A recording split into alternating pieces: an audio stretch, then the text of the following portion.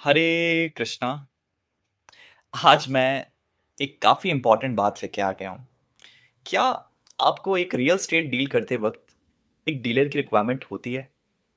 बिल्कुल होती है, क्योंकि मैं एक रियल एस्टेट डीलर हूँ और मैं आपको बता रहा हूँ कि आपको रियल एस्टेट के डीलर की रिक्वायरमेंट बिल्कुल होती है। देखिए, ऐसा नहीं होता है।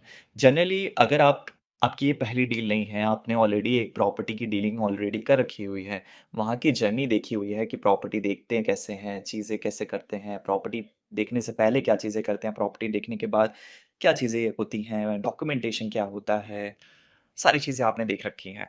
और प्लस सबसे बड़ा पार्ट, क्या आप एक नेगोशिएशन वाला पार्ट आप सँभाल सकते हैं, तो बिल्कुल आप अकेले एक प्रॉपर्टी को आगे जाके देख सकते हैं विदाउट डीलर।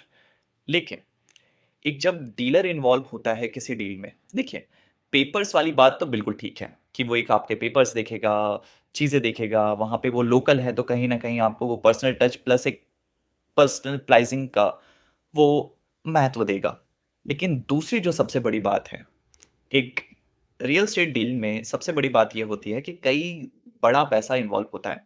तो कहीं न कहीं एक मीडिएटर बीच में आना, यानी एक रियल एस्टेट के डीलर के बीच में आने पे, तो कहीं न कहीं वो नेगोशिएशन, वो प्राइसिंग में बहुत ज़्यादा डिफरेंस आता है।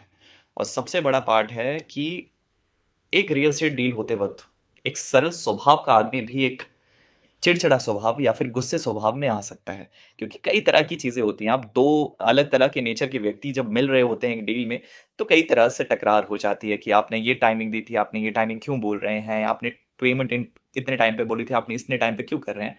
तो एक मीडिएटर के आने के बीच में वो कई हद तक चीज़ें सॉल्व कर देता है। वो आपकी बातें सुनता है, वो सामने वाले को बताता है, आपकी बातें सुनता है, वो सामने वाले को बताता है। तो कहीं न कहीं ये चीज़ें और भी ज़्यादा फ्रूटफुल होती हैं। और उसे पता रहता है कि ये डील को कैसे एक अच्छे अ, में ढालें।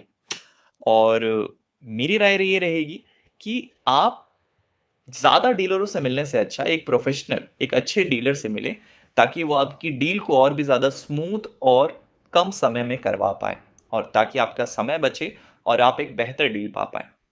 हरे कृष्णा।